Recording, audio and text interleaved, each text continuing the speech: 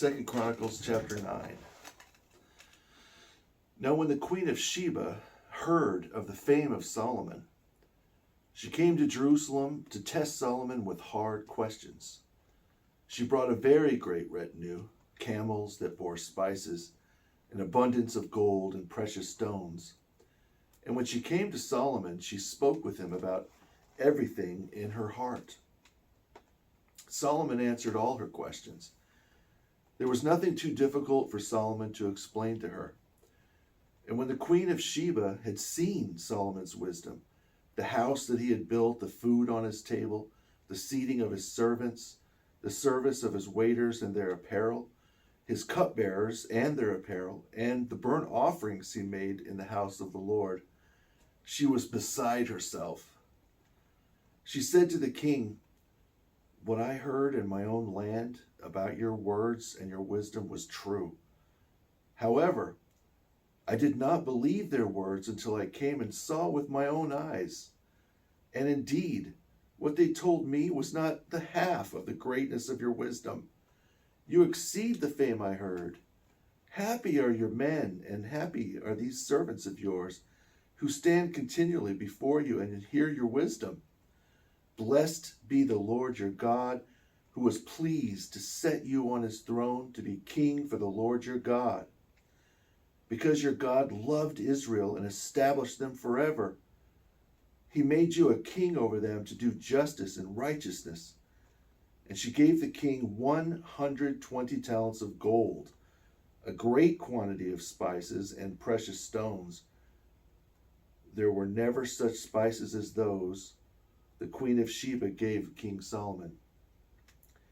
The servants of Hiram and the servants of Solomon also brought gold from Ophir and pine wood and precious stones. The king made walkways of pine wood for the house of the Lord and for the king's house, and harps and stringed instruments for the singers, and there were none such as these seen before in the land of Judah. Now King Solomon gave the queen of Sheba everything she desired, whatever she asked, much more than she had brought King Solomon. So she returned to her own land. The weight of gold that came to Solomon yearly was 666 talents of gold, not including what the traveling merchants and traders brought. And all the kings of Arabia and governors of the country brought gold and silver to King Solomon. And King Solomon made 200 large shields of hammered gold.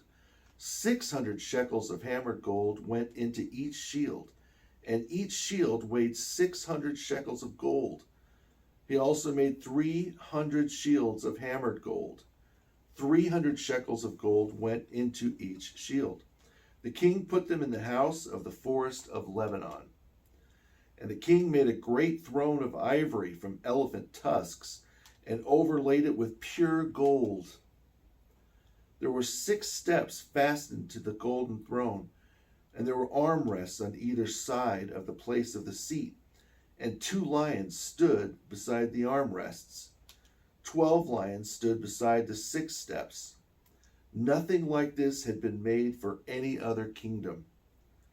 All King Solomon's drinking vessels were gold, and all the vessels of the house of the forest of Lebanon were pure gold.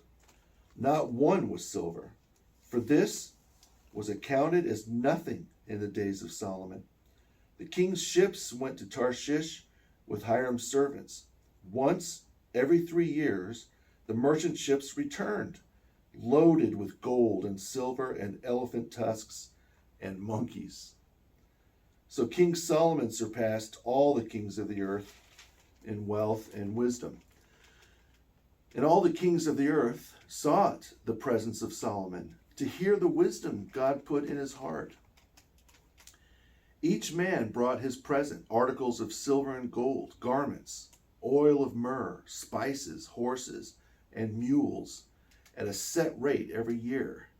Solomon had 4,000 female horses for chariots and 12,000 horsemen, whom he stationed in the chariot cities and with the king at Jerusalem. So he reigned over all the kings from the river to the land of the foreigners, as far as the border of Egypt. The king made silver as common in Jerusalem as stones, and he made cedar trees as abundant as the sycamores of the lowland. And they brought Solomon horses from Egypt and from all lands.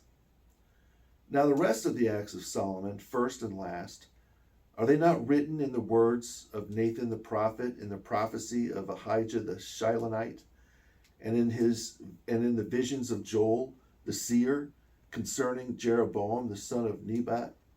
Solomon reigned in Jerusalem over all Israel 40 years. Then Solomon rested with his fathers and was buried in the city of David his father. Rehoboam his son reigned in his place.